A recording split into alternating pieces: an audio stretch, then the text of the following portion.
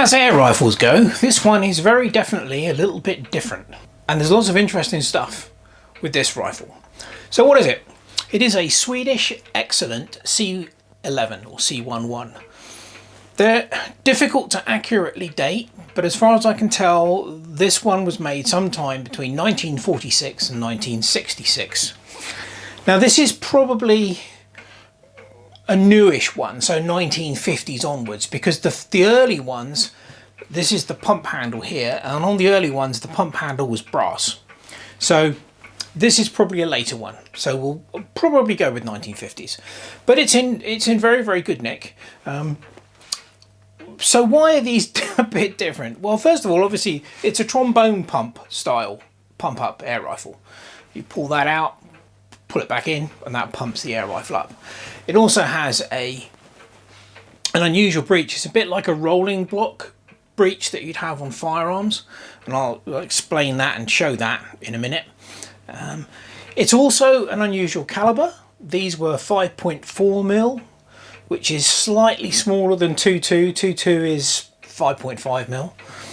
It would have originally fired lead balls, not pellets. And the barrel is very interesting. Now the barrel, as you can probably see, is tapered, which is interesting in itself. But it is rifled, but as far as I can see, only the last 5 to 6 inches of the barrel is rifled. The vast, from there to sort of round about here, that's smoothbore. And I think the reason for that was that these were relatively low power, and the smoothbore allows the lead ball to gain momentum before it hits the rifling. So a very, very interesting design. Let's have a closer look at the breech. So to operate the air rifle, the first thing you do is you press this chrome button in at the back, and that cocks the gun. Then you pump it up. I believe maximum number of pumps is 10 on these, but from what I've read, 4 to 6 is more than enough. And I've put a few pellets through this. I only got this today, and certainly four pumps gives you plenty of oomph, certainly over my short 8 meter range. So once you've pumped it up, you then, as I said, it's more like a rolling block, the breech. You swing this to the side like that, and that allows you access to the actual breech, and you can put your pellet in, and once the pellet's in, you close that up, and then you're good to go. There's no safety on this. Air guns from that era didn't really have a safety, but it works really well. And I've tried it with maximum, I think so far, 6 pumps, and there is plenty of power. It's not lacking power at all. So yeah, we'll go down the length of it, and you can have a closer look. Yeah, it's got a metal butt plate, very nice. I think this is beech stock.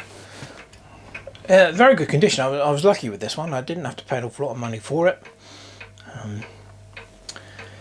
On other ones I've seen, all of this is brass. So this one's obviously been chromed. I don't know whether there were different, standards of these, that you could get them some chromed, some not chromed, all brass, whatever. So that's quite nice. As we go down, let's have a close look at the barrel. There we go. I'll show you the roll stamp in a minute. But it's all in very good condition. The only real issue with it is this rear sight was loose when I got it, and I've tapped it back into the slot that it sits in, but how well that's going to hold. The rear sight is adjustable for elevation, and the front sight, when we get down there you'll see, can be adjusted for windage.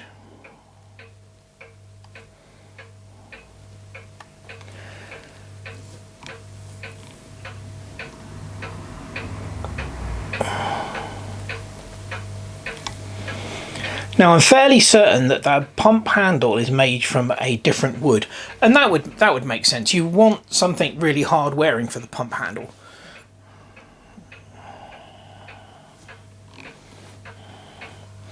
And there's the end. Let's go down and have a close look at that.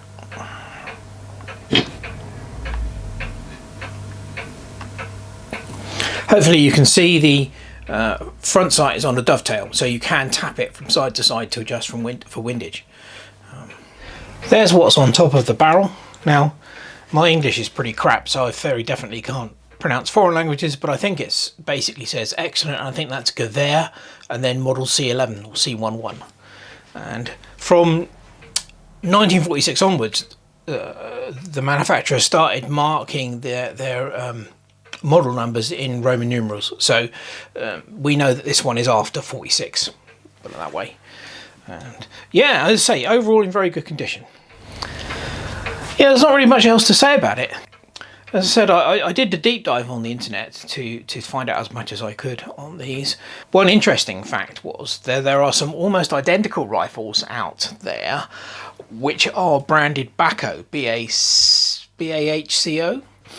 And in fact, my friend who I go shooting with, he's got one, and it's literally more or less identical to this. So this is an earlier one, it has a brass handle.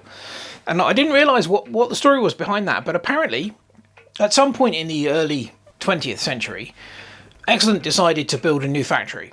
And while they were, I think, transitioning from one factory to the other, they negotiated a contract with the Swedish hand tool manufacturer, Baco, to make these air rifles under license. And the terms of the contract, Baco agreed to do this, but they said they wanted to put their name on it. So basically, the Baco air rifles that are similar, if not identical to these, are simply made under license from Excellent by Baco, and that was earlier. I think that was like in the early 1900s, that sort of time. But yeah, they're fascinating rifles. So let's see if I could actually hit anything with it. Just before we get onto the shooting, as I said earlier, the bore is 5.4mm. Well, that's not a standard caliber nowadays. 22s at 5.5mm. So it actually came with, someone has made this little pellet resizer, and basically this is a block of steel with a 5.4mm hole drilled in it, and it came with that and a little pusher rod. So basically what you do is you stick your 22 pellet in there and squeeze it through using this pusher rod, and that squeezes it down to 5.4mm. And certainly it came with a bag of pellets that had already gone through the resizer, and it works fine. But I would like to see if I can get some 5.4mm BBs, lead balls. I think you can still get them, because I think some shotgun cartridges take that size of lead ball.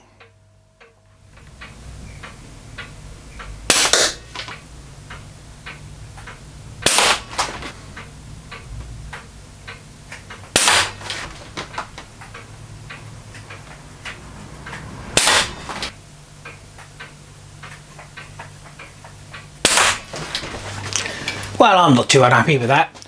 I was shooting it freestanding. I did that because it's a fairly light rifle and I can actually hold it reasonably steady. And it's only the second time I fired the thing, so I'm not too bad. I'm too unhappy with that at all. I did have some trouble with the rear sight, which I thought I would do. It came loose the first few times after I fired it the first few times, and I've had to tap it in using some shim just to get it to stay in place. But I think once I sort that out properly and then get the sight adjusted, obviously it's shooting slightly over to the right, it needs to pull this way. I think the elevation thing is fine, that's just me wobbling the bloody gun around. But no, not too bad at all. Yeah, I really like this rifle. I'm always interested in stuff that's a little bit different, and it's nice to see a different manufacturer's take on a multi-pump air rifle. I mean, so many of them use levers to pump the gun up.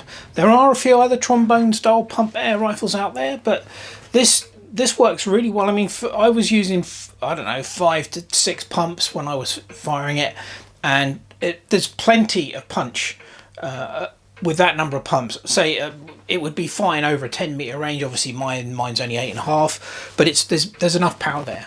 But yeah, it's a lovely rifle. It's very nice to hold. As I said, it's not too heavy. It's light, very light trigger pull, not difficult to pump at all, and just a little bit different.